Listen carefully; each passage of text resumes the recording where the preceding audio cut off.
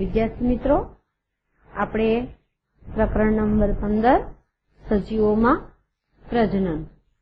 હવે આપણને ખ્યાલ છે કે દરેક સજીવ છે એ પોતાના જેવો સજીવ ઉત્પન્ન કરે છે અને તો જ આ કુદરત છે એમાં જાતિનું અસ્તિત્વ ટકી રહે છે.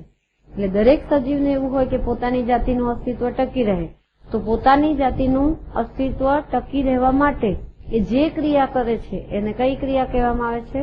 પ્રજનન.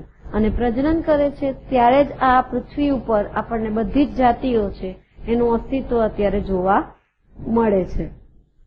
તો આપણે સૌથી પહેલી એની પ્રસ્તાવના જોઈએ કે દરેક સજીવ છે એ સમય સાથે વૃદ્ધિ પામે છે અને સાથે સાથે શું પામે છે?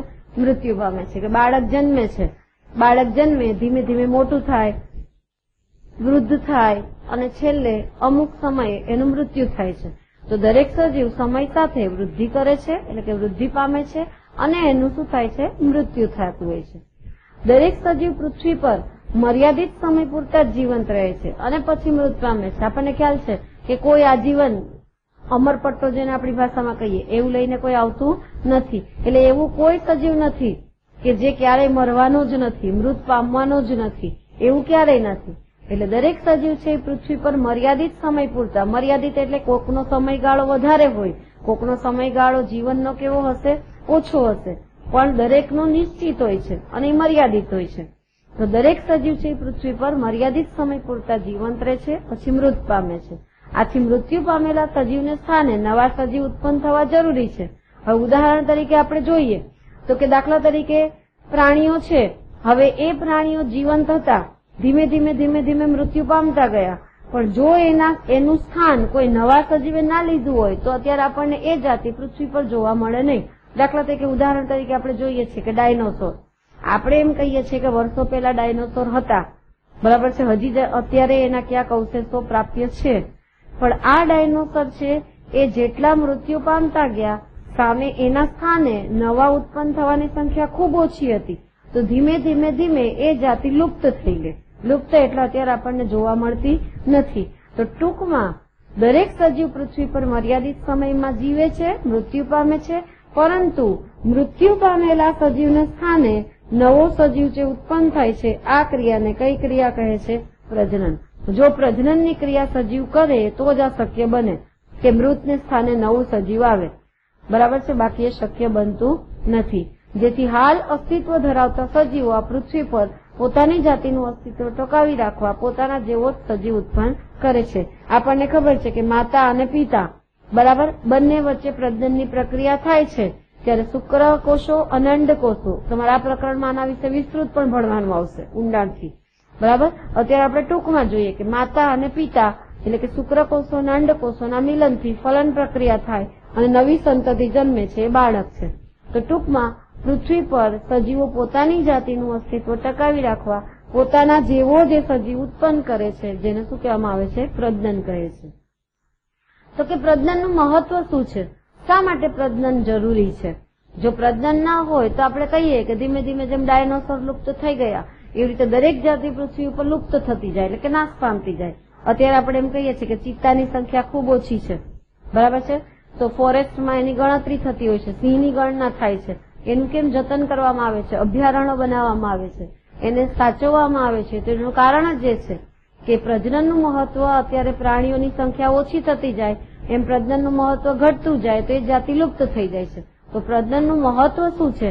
તો કે દરેક સજીવ ચોક્કસ મર્યાદિત સમય માટે જીવંત રહે છે, ત્યારબાદ મૃત્યુ પામે છે.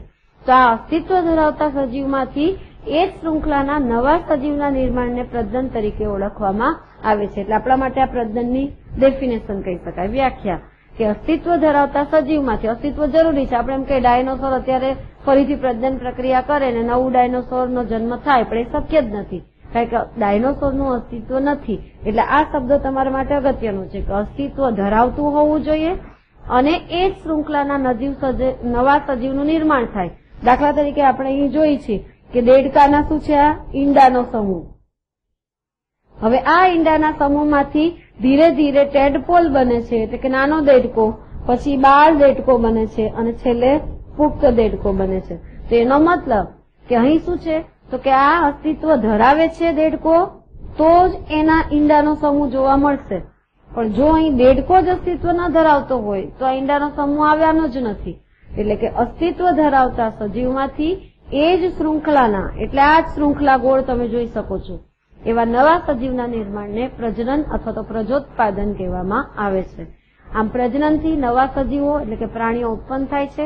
આથી પ્રજનન એ જીવંત સજીવનું એક ખૂબ જ મહત્વનું લક્ષણ છે. પ્રજનન છે એ મહત્વનું લક્ષણ એટલા માટે કહેવામાં આવે છે કે જીવંત સજીવ માટે તો જ નવા સજીવનું શું થાય છે? નિર્માણ થાય છે. તે તેના જેવી જાતિના વધુ સભ્યો નવેસરથી ઉત્પન્ન કરવાની ક્ષમતા ધરાવે છે. આમ પ્રજનન એ જાતિના અસ્તિત્વ માટે અનિવાર્ય છે. અનિવાર્ય એટલે જરૂરી. જો આપણે આપણી જાતિનું અસ્તિત્વ ટકાવી રાખવું હોય તો પ્રજનન જરૂરી જ છે. અને પ્રજનન થાય તો જ જાતિના વધુ સભ્યો ઉત્પન્ન થાય અને નવા સભ્યો આગળ ને આગળ પેઢી દર પેઢી ઉત્પન્ન થતા રહે. આમ પોતાના જેવી જાતિના વધુ સભ્યો નવેસરથી ઉત્પન્ન કરવાની ક્ષમતા છે એ જરૂરી છે, અનિવાર્ય છે. આમ પ્રજનન એ જાતિના અસ્તિત્વ માટે અનિવાર્ય છે. એના પછી છે સજીવોમાં સામ્યતા. હવે આપણે એમ કહીએ છીએ કે સજીવોમાં સામ્યતા હોય છે, બરાબર, પણ છતાંય ભિન્નતા પણ જોવા મળે છે. આપણને ખ્યાલ છે એક જ મા બાપના બે સંતાનો પણ સરખા હોતા નથી, એમાં પણ આપણને ભિન્નતા જોવા મળે છે. છતાં પણ સજીવોમાં મનુષ્ય તો લગભગ પૃથ્વી ઉપર જેટલા મનુષ્ય છે એ આપણને એક સરખા જ દેખાય કે બે આંખ છે, બે કાન છે, નાક છે, બે હાથ છે, બે પગ છે, બરાબર. એની ઊંચાઈ પણ લગભગ સરેરાશ સરખી હોય છે. તો ટૂંકમાં આ સજીવોમાં સામ્યતા શાના આધારે જોવા મળે છે? તો કે એક જ જાતિના સજીવો સમાનતા દર્શાવે છે, કારણ કે તેમના શરીરની રૂપરેખા કેવી છે? સમાન. મેં એમ કીધું કે પૃથ્વી ઉપર મનુષ્ય, તો કોઈ પણ શહેરમાં મનુષ્ય તમે જોશો તો બે આંખ, બે કાન, બે હાથ, બે પગ અને માનવ શરીર. આપણે એના ઉપરથી મનુષ્યની ડેફિનેશન આપીએ છીએ કે મનુષ્યને ઓળખીએ છીએ. તો એક જ જાતિના સજીવો સમાનતા દર્શાવે છે, કારણ કે તેના શરીરની રૂપરેખા કેવી છે? સમાન છે. હવે શરીરની રૂપરેખાની સમાનતા જાળવી રાખવા માટે બ્લુ પ્રિન્ટ પણ એની સમાન હોવી જોઈએ. બ્લુ પ્રિન્ટ એટલે તો કે જેનું બંધારણ, કે જે બંધારણ છે એ સરખું હશે તો એમાંથી નવી જાતિ જન્મશે એ સમાન જ હશે. તો એનો મતલબ કે નવી જાતિની સમાનતા માટે એની રૂપરેખા સમાન હોવી જોઈએ અને એની બ્લુ પ્રિન્ટ પણ કેવી હશે? સમાન હોવી જોઈએ. તો પ્રજનન એક પ્રક્રિયા છે કે જે બ્લુ પ્રિન્ટની નકલ તૈયાર કરે છે. આ એક ટૂંકા પ્રશ્ન તરીકે તમારે યાદ રાખવાનું છે, બરાબર છે. ટૂંકો પ્રશ્ન છે કે પ્રજનન એ કઈ પ્રક્રિયા છે? તો કે બ્લુ પ્રિન્ટની નકલો તૈયાર કરતી. આપણે ઝેરોક્સ કહીએ છીએ. તો ઝેરોક્સ શું છે? બિલકુલ અદલો અદલ આપણને એ જ વસ્તુ મળે તો આપણે એને ઝેરોક્સ કહીએ છીએ. જયારે બ્લુ પ્રિન્ટ શું હોય? તો કે થોડો ઘણો આંશિક ફેરફાર હોય, બરાબર છે, પણ છતાંય નકલ તો કહી જ શકાય. આમ પ્રજનન એક પ્રક્રિયા છે જે બ્લુ પ્રિન્ટની નકલ તૈયાર કરે છે. હવે આ બ્લુ પ્રિન્ટની નકલ છે ને આધારે તૈયાર થાય છે? તો કે આ ડીએનએ. ડીએનએ શું છે? તો કે કોષના કોષ કેન્દ્રમાં આવેલા રંગસૂત્રો ડીએનએમાં સંગ્રહિત પ્રોટીનના સંકલનથી માહિતી ધરાવે છે. અને જો માહિતીમાં કોઈ ફેરફાર થાય તો પ્રોટીનમાં ફેરફાર થાય, જે રૂપરેખામાં ફેરફાર કરે. આમ કોષની બીજી નકલનું નિર્માણ એ પાયાની શું બને છે? ઘટના બને છે. એનો મતલબ કે કોઈ પણ કોષ હશે, આપણે ભણી ગયા છીએ વનસ્પતિ કોષ અને બીજો કયો છે? પ્રાણી કોષ. હવે પ્રાણી કોષમાં આપણે આ શબ્દ ભણી ગયા છીએ રંગસૂત્ર, કે જે આપણને ખબર છે કે વારસાગત લક્ષણ માટે શું છે? જવાબદાર. 8મા 9મા ધોરણમાં આપણે કોષ વિશે ભણી ગયા હતા કે કોષ અને કોષની અંગિકાઓ.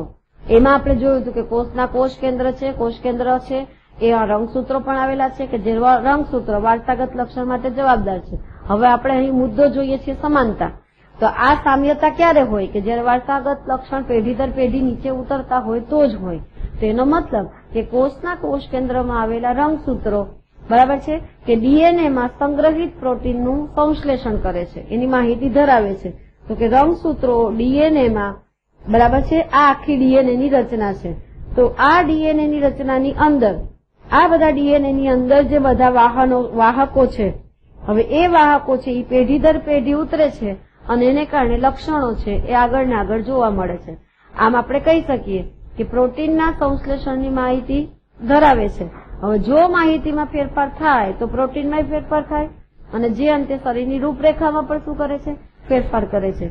આમ કોષની બીજી નકલનું નિર્માણ એ પાયાની શું બની જાય છે? અહીં ઘટના બને છે. તો ડીએનએ ની પ્રતિકૃતિ થવાથી કોષોની પ્રતિકૃતિ થાય છે. આમ બે સંતતિ કોષો કેવા બને છે? નિર્માણ બને છે. હવે આપણે એમ કહીએ કે આ ડીએનએ ની અંદર જ વારસાગત લક્ષણો છે, તો આ બધા વારસાગત લક્ષણો છે એ પેઢી દર પેઢી આવવાના છે. તો જો ડીએનએ ની પ્રતિકૃતિ એટલે એના એ ડીએનએ હશે તો સ્વાભાવિક છે કે કોષોની એ પ્રતિકૃતિ થશે, એના એ જ કોષો આવશે. આમ બે સંતતિ કોષોનું શું થશે? નિર્માણ થાય છે. હવે સજીવોમાં સામ્યતા માટે આપણે કીધું કે નવા સર્જાતા બે કોષો જો સરખા હોય તો એમાં જનીન શૃંખલા માહિતીની પ્રત કેટલીક ચોકસાઈથી કરાયેલી છે તેના પર રહેલો છે. એટલે કે જો નકલ દરમિયાન ક્ષતિ હશે, બરાબર, એક ક્ષતિ કેવી હશે? થોડી ઘણી, એટલે કે એ થોડી ઘણી ક્ષતિનો જ અવકાશ હશે, પરંતુ લક્ષણોમાં પરિવર્તન લાવે છે જ્યારે ફેરફારો કોષતંત્ર અને કાર્યદક્ષતા સાથે સુમેળ સાધે તેમ ન હોય ત્યારે પરિવર્તિત કોષો વૃદ્ધિ પામવા અથવા જીવિત રહેવા સક્ષમ હોતા નથી. ફરીથી આ જ ડીએનએ ને ટૂંકમાં સમજીએ તો આ ડીએનએ છે એમાં બે કોષો જો સરખા હોય તેમાં જનીન શૃંખલાની માહિતી કેટલી હશે? ચોકસાઈ હશે, એટલે કે જનીનો એકદમ પરફેક્ટ હશે. જો આ ને આ ડીએનએ ના જનીનો છે એ એની પછીની પેઢીમાં જોવા મળે, તો જ આ શું થશે? ચોક્કસાઈ હશે, તો જ નકલ દરમિયાન ક્ષતિ કેવી રહેવાની? જવલેજ, એટલે ભાગ્યે જ. પરંતુ જ્યારે લક્ષણોમાં પરિવર્તન આવશે, એટલે કે જો ડીએનએ માં પરિવર્તન આવે,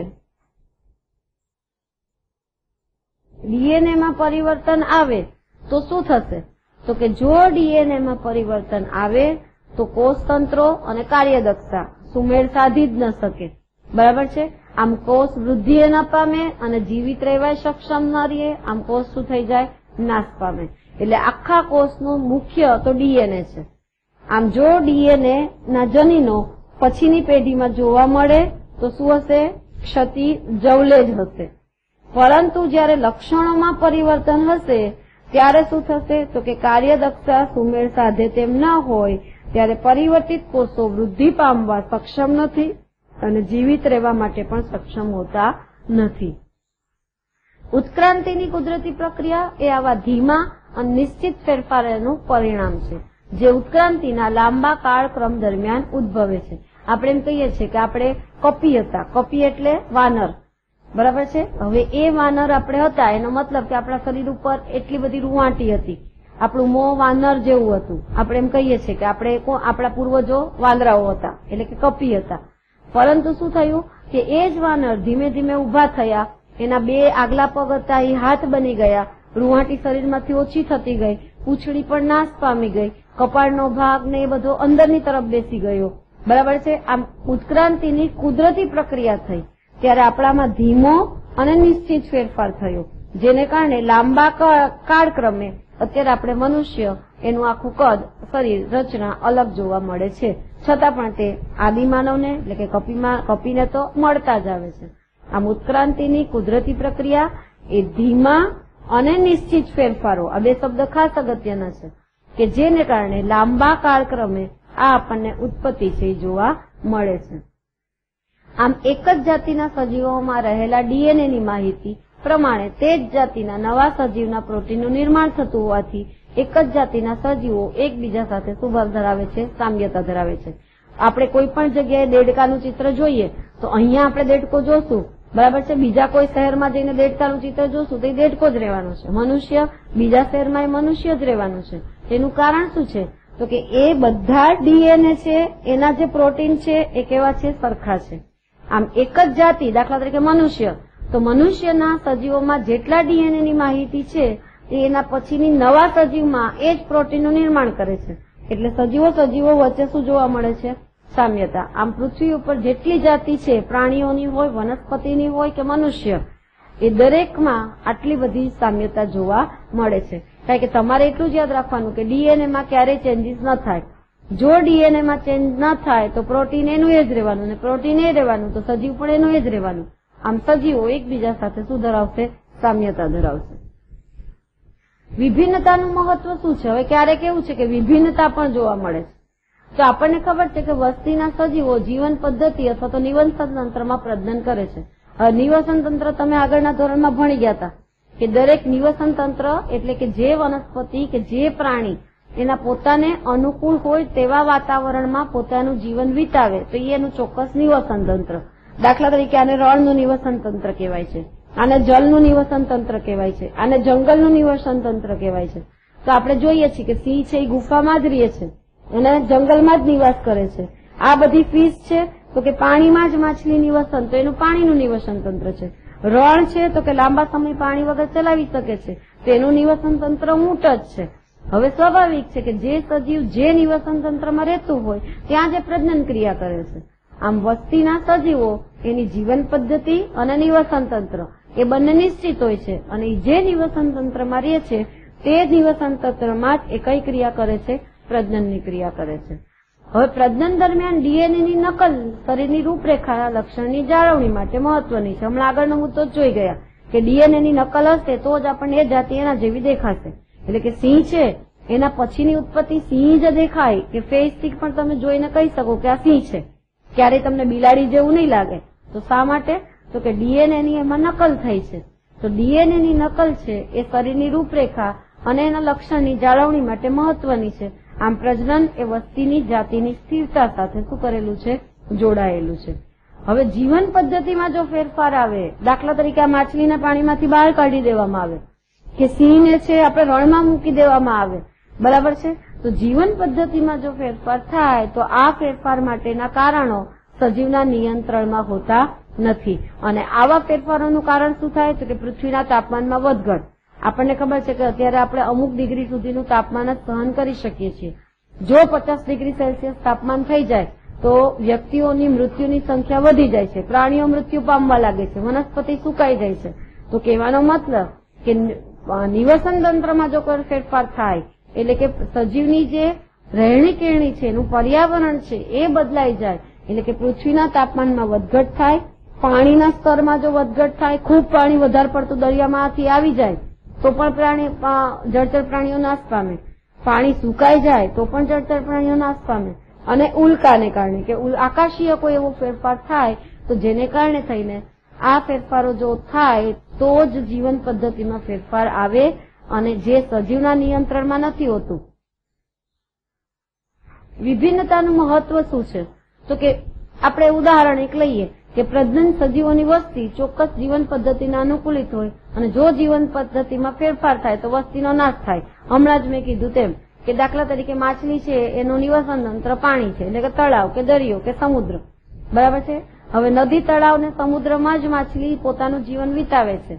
હવે જો એની એ ચોક્કસ જીવન પદ્ધતિ છે, પણ જો જીવન પદ્ધતિમાં ફેરફાર થાય એટલે કે માછલીને તળાવમાંથી બહાર કાઢી મૂકવામાં આવે તો એ વસ્તીનો તરત શું થઈ જાય છે? નાશ થઈ જાય છે. આમ તે વસ્તીમાં કે વ્યક્તિમાં થોડી પણ ભિન્નતા રહેલી હોય તો તેઓને જીવવા માટે થોડી તક મળે છે, બરાબર છે. એક બેક્ટેરિયાની વસ્તી મધ્યમ તાપમાનવાળા પાણીમાં જીવંત રહે છે. દાખલા તરીકે એક ઉદાહરણ કે કોઈ પણ એક પ્રકારના બેક્ટેરિયા છે. હવે આ આપણે પાણી છે, આ પાણીની અંદર આપણે આ બધા નાના નાના નાના સૂક્ષ્મ શું જોઈએ છીએ? બેક્ટેરિયા. તો કે આ બેક્ટેરિયા છે એ આ પાણીમાં આપણને તરતા જોવા મળે છે. એ કયા? તો કે મધ્યમ તાપમાન. હવે એમાં ખૂબ ગરમ તાપમાન આવી જશે એવું પાણી તો સ્વાભાવિક છે કે આ બેક્ટેરિયા શું પામી જાય?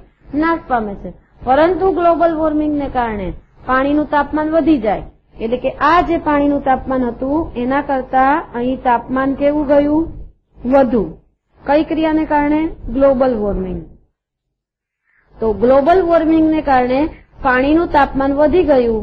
તો જો પાણીનું તાપમાન વધી ગયું તો આ બધા જ બેક્ટેરિયા મૃત્યુ પામે. અહીં આપણે બધી જ ફિશ જોઈએ છીએ કે ગ્લોબલ વોર્મિંગને કારણે શું પામી છે? મૃત્યુ પામી છે. તો જેવી રીતે માછલી મૃત્યુ પામે છે એવી રીતે આ બેક્ટેરિયાને પણ સામાન્ય તાપમાન વાળા છે એ વધુ તાપમાનમાં જશે ગ્લોબલ વોર્મિંગને કારણે તો એ પણ મૃત્યુ પામે છે. તેથી કેટલાક તાપમાન પ્રતિરોધક બેક્ટેરિયા ટકી શકે છે, વૃદ્ધિ પામે છે. આમ વિવિધ જાતિના અસ્તિત્વ માટે ઉપયોગી છે. હવે અહીં જે સક્ષમ હશે એ ટકી રહેશે, પણ જે સક્ષમ નહીં હોય એ ટકી શકતા નથી. હવે આપણે પ્રજનનના પ્રકારો ભણીએ. પ્રજનન એટલે સમજી ગયા કે પોતાની જાતિનું અસ્તિત્વ ટકાવી રાખવા માટે, બરાબર, પોતાના જેવી જ સંતતિ ઉત્પન્ન કરવાની પ્રક્રિયા એને પ્રજોત્પાદન અથવા તો પ્રજનન કહે છે.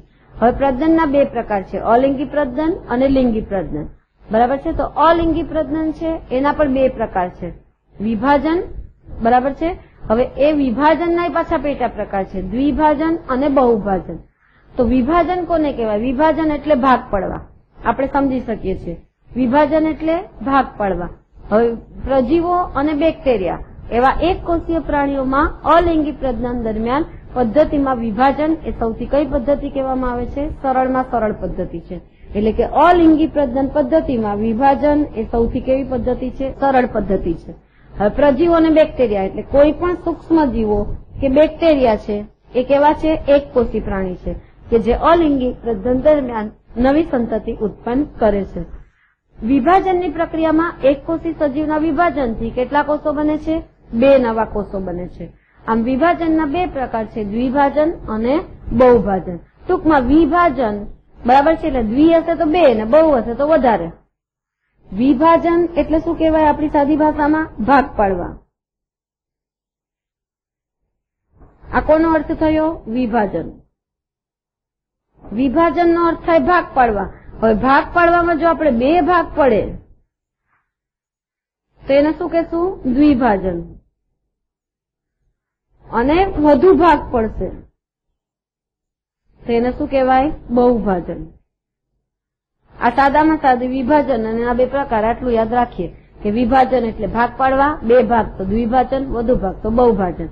ટૂંકમાં એક કોષી સજીવ છે, પ્રજીવ અને બેક્ટેરિયા કે જે આ અલિંગી પ્રજનન પદ્ધતિમાં સરળ પ્રજનન પદ્ધતિથી પ્રજનન પ્રક્રિયા કરી પોતાની જાતિનું અસ્તિત્વ ટકાવી રાખે છે. આમ પેલા દ્વિભાજન જોશું, પછી બહુભાજન જોશું. તો પેલું છે દ્વિભાજન. દ્વિભાજનમાં આપણે નીચે ઉદાહરણ જોઈએ છે કે અમીબા. આપણને ખ્યાલ છે કે એક કોષી છે, બરાબર છે, એને અનિશ્ચિત આકાર ધરાવે છે અને કોઈ કદ કે કોઈ આકાર હોતું નથી, બરાબર. તો દ્વિભાજનમાં કોષ કેન્દ્ર આ એક ઉદાહરણ છે. નામ યાદ રાખવાનું છે, અમીબા. હવે અહીં આપણે યાદ રાખશું કે આ અમીબા છે જે એક કોષી છે. તો દ્વિભાજનમાં શું થશે? તો કે સૌ પ્રથમ કોષ કેન્દ્ર લંબાઈને 2 ભાગમાં વિભાજિત થાય છે. આ એનું કોષ કેન્દ્ર છે.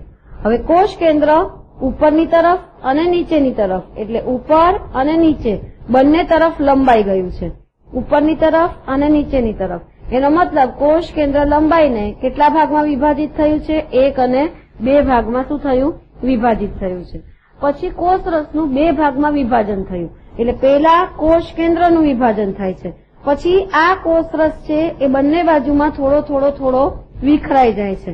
એટલે પછી કોષરસનું પણ 2 ભાગમાં શું થાય છે? વિભાજન થાય છે. કોષ કેન્દ્ર ફરતે તેમાંનો એક ભાગ વીંટળાઈ જાય છે અને પરિણામે 2 બાળકોષો જન્મે છે. દરેક એક પુખ્ત સજીવની જેમ વિકાસ પામે અમીબા, પેરામીશિયમ અને યુગ્લિના.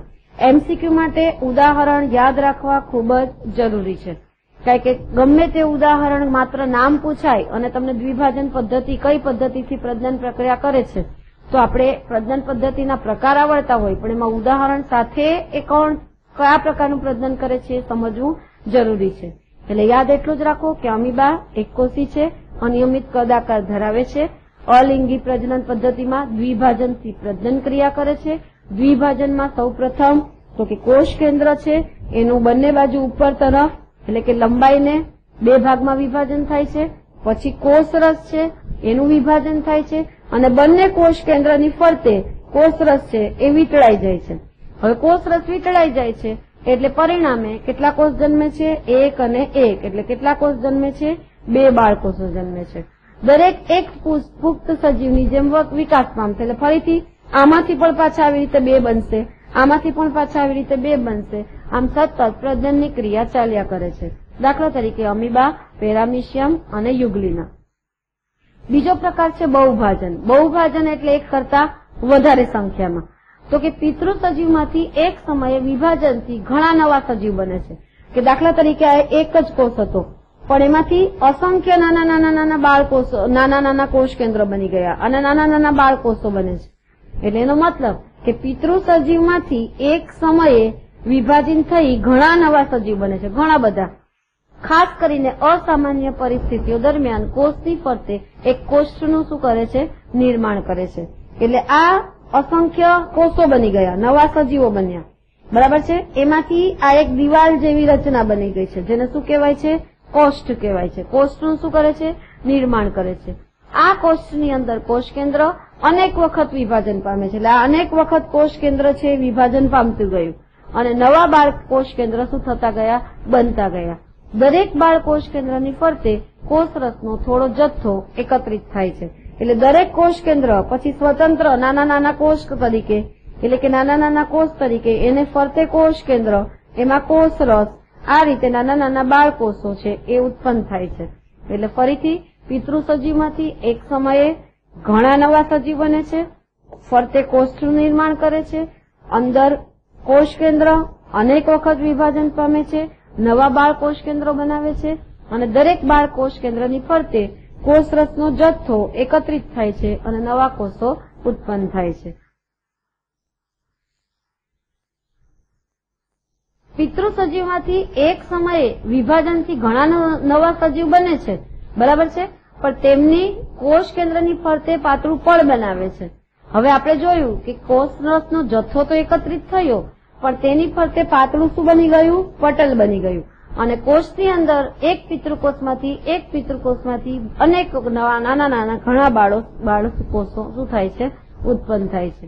સામાન્ય અનુકૂળ પરિસ્થિતિ આવે ત્યારે આ કોષ છે એ તૂટીને ખુલ્લું થાય છે, ઘણા બાળકોષો મુક્ત થાય છે, દરેક નવા સજીવનું નિર્માણ થાય છે. દાખલા તરીકે અમીબા અને પ્લાઝ્મોડિયમ, આ બે ઉદાહરણ તમારે યાદ રાખવાના છે.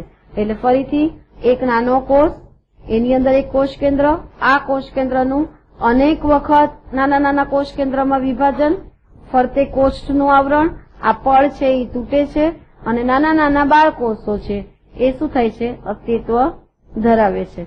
તો આમ આ પ્રક્રિયાથી નાના નાના બાળકોષો આ કોષનું આવરણ છે એ તૂટવાથી શું થાય છે? બહાર નીકળે છે. દાખલા તરીકે અમીબા અને પ્લાઝ્મોડિયમ. એના પછી છે અવખંડન. નામ જ છે અવખંડન, ખંડન એટલે તૂટવું. હવે આપણને ખબર છે કે લીલ છે એ નદી, તળાવ, સમુદ્રમાં પાણીની સાથે સાથે ફંગોળાતી હોય છે. હવે કેટલીક વખત શું થાય છે તો કે પાણીના પ્રવાહને કારણે કે દરિયાના મોજાને કારણે એ લીલ છે એ તૂટીને એના કટકા થઈ જતા હોય છે.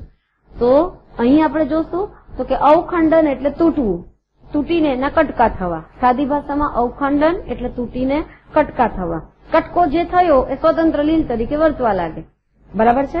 એટલે બહુકોષી સજીવના શરીર બે અથવા ઘણા ટુકડામાં વિભાજિત થાય છે આકસ્મિક રીતે, બરાબર છે, કે પથ્થર સાથે અથડાવાથી, પાણીની થપાટથી, બરાબર છે, અથવા તો લીલ બહુ પતલી થઈ ગઈ હોય ને શરીરનો અમુક ભાગ કપાઈને છૂટો પડી જાય છે. તો ટૂંકમાં બહુકોષી સજીવના શરીરના બે અથવા ઘણા ટુકડામાં વિભાજન થાય છે અને એ સ્વતંત્ર ટુકડો કે આ છે એ આપણી મુખ્ય લીલ છે અને આ છે એ લીલના શું છે? ટુકડાઓ. હવે આ દરેક ટુકડો છે એ સ્વતંત્ર રીતે પરિપક્વ બની અને લીલ તરીકે વર્તે છે. આ દરેક ટુકડો સંપૂર્ણ નવા પ્રાણી તરીકે વૃદ્ધિ પામે છે, જેને અવખંડન અથવા તો ફેગમેન્ટેશન કહેવામાં આવે છે. દાખલા તરીકે સ્પાયરોગાયરા અને ઓસિલેટોરિયા. આ બંને એમસીક્યુ તરીકે ટૂંકા પ્રશ્નમાં ખાસ યાદ રાખવાના છે. દરેક ઉદાહરણ એમસીક્યુ તરીકે તૈયાર કરી જ દેવાના. એટલે કે નાના ટુકડા સ્વતંત્ર રીતે વૃદ્ધિ પામે, સ્વતંત્ર પ્રાણી તરીકે વર્તે છે. એના પછી છે પુનઃસર્જન. પુનઃસર્જન એટલે શું છે તો કે કેટલાક પ્રાણીઓ અને વનસ્પતિઓ તેમના શરીરનો કાપેલો નાનો ભાગ સંપૂર્ણ નવા પ્રાણી તરીકે શું કરે છે?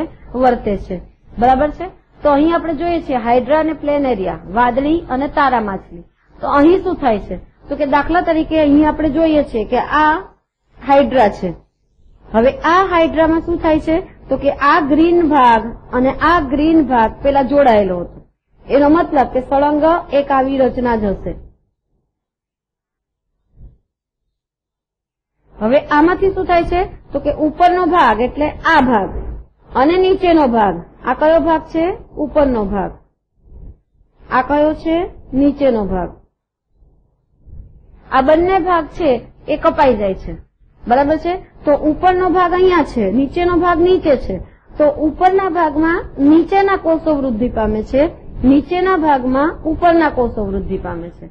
આમ શરીરનો કાપેલો નાનો ભાગ સંપૂર્ણ નવા પ્રાણી તરીકે શું કરે છે? વિકાસ પામે છે. એટલે આ બધા આપણે જોઈ શકીએ છીએ. અહીંયા વચ્ચેથી ભાગ જો કટકો થઈને કપાઈ ગયો તો એની ઉપર અને નીચે પણ કોષ ઉગી નીકળે છે. એટલે ટૂંકમાં જો વચ્ચેથી કપાઈ જશે તો પણ ઉપર નીચે વૃદ્ધિ પામે છે, ઉપરનો ભાગ કપાઈ જાય તો નીચેની વૃદ્ધિ પામે છે, નીચેનો કપાઈ જાય તો ઉપર વૃદ્ધિ પામે છે. ટૂંકમાં એના સંપૂર્ણ દેહ શરીરમાં જે ભાગ કપાઈ ગયો હોય તો બાકીનો ભાગ એ સંપૂર્ણપણે નવા પ્રાણી તરીકે વૃદ્ધિ પામી અને વિકાસ પામે છે. તો આને પુનઃસર્જન, સર્જન એટલે થવું કે ભાઈ નીચેનો જ ભાગ હતો તો આ ઉપરના ભાગની વૃદ્ધિ થઈ ગઈ, અને જો ઉપરનો જ ભાગ હતો બરાબર છે તો એમાં નીચેના ભાગની વૃદ્ધિ થાય છે. કહેવાનો મતલબ કે અહીં પ્રાણીઓ અને વનસ્પતિઓ તેમના શરીરનો કાપેલો નાનો ભાગ સંપૂર્ણ નવા પ્રાણી તરીકે શું પામે છે? વિકાસ પામે છે. એમસીક્યુ તરીકે એના ઉદાહરણ યાદ રાખવા જરૂરી છે. હાઇડ્રા, પ્લેનેરિયા, વાદળી અને તારા માછલી. અલિંગીનું એના પછીનો પ્રકાર છે કલિકા સર્જન. નામ જ છે કલિકા. કલિકા એટલે કળી ને સર્જન એટલે થવું. એટલે કે કોઈ પણ મુખ્ય કોષમાંથી નાનો કળી સ્વરૂપે પ્રવર્ધ નીકળે છે. બરાબર? એટલે કે દાખલા તરીકે અહીં આપણે જોઈએ છીએ કે કલિકા સર્જનમાં શું છે તો કે પિતૃ પ્રાણીના શરીરમાંથી, આ પિતૃ પ્રાણી છે, હવે એ પિતૃ પ્રાણીના શરીરમાંથી એક નાનો અંકુર નીકળો, અહીં આપણે જોઈ શકીએ છીએ નાનો ભાગ, આ અંકુર નીકળે છે. હવે આ અંકુર અહીંયા થોડી શું પામે છે? વૃદ્ધિ પામે છે. અહીંયા થોડી વધારે વૃદ્ધિ પામે છે અને છેલ્લે પરિપક્વ થઈ જાય છે. ત્યારે પરિપક્વ થતા મુખ્ય કોષથી શું પડી જાય છે? છૂટો પડે છે અને સ્વતંત્ર પ્રાણી તરીકે વર્તે છે. એટલે સૌથી પહેલા કલિકા સર્જનમાં પિતૃ પ્રાણીના શરીરમાંથી એક નાનો ભાગ વૃદ્ધિ પામે છે, બરાબર, જે પછીની પિતૃ પ્રાણીથી છૂટું પડી અને ધીમે ધીમે વૃદ્ધિ પામી, વધારે વૃદ્ધિ પામ્યું અને વધારે વૃદ્ધિ પામ્યા પછી પરિપક્વ થયું. ત્યારે પરિપક્વ થયા પછી મુખ્ય કોષથી છૂટો પડે છે અને નવા પ્રાણી તરીકે વર્તે છે. દાખલા તરીકે હાઇડ્રા, પ્લેનેરિયા અને યીસ્ટ કે ઉદાહરણના એમસીક્યુ ખાસ યાદ રાખવાના છે. એના પછી છે બીજાણુ સર્જન. નામ જ છે બીજાણુ એટલે નાના નાના બી, અને સર્જન એટલે એનું સર્જન થવું. તો બીજાણુ સર્જનમાં શું છે તો કે બીજાણુઓ રક્ષણાત્મક આવરણથી ઘેરાયેલા વનસ્પતિનો મુખ્ય સૂક્ષ્મ પ્રજનન અંગ છે. એટલે કોઈ આ એક છે તે વનસ્પતિ છે, આ વનસ્પતિની ઉપર આ છે એ બીજાણુ છે. અંદર નાના નાના સૂક્ષ્મ દેખાય છે, આ સૂક્ષ્મ ભાગ છે એ શું છે? બીજાણુ છે. હવે જ્યારે બીજાણુ આવરણ તૂટે છે, આ આખી જે ગોળ રચના છે એને શું કહેવામાં આવે છે? બીજાણુ ધાની. બીજાણુ ધાની. હવે આ બીજાણુ ધાની, આ પણ બીજાણુ ધાની છે, અહીંયા પણ બીજાણુ ધાની છે. હવે આ બીજાણુ ધાની જ્યારે પરિપક્વ થાય છે ત્યારે શું થાય છે તો કે બીજાણુ આવરણ તૂટે છે. એટલે કે વનસ્પતિની ઉપર ગોળ દડા જેવી રચના છે જેને બીજાણુ ધાની કહે છે. અંદર નાના સૂક્ષ્મ બીજાણુઓ રહેલા છે. જ્યારે આ બીજાણુ ધાની પરિપક્વ થાય છે ત્યારે એનું આવરણ શું થાય છે? તૂટે છે.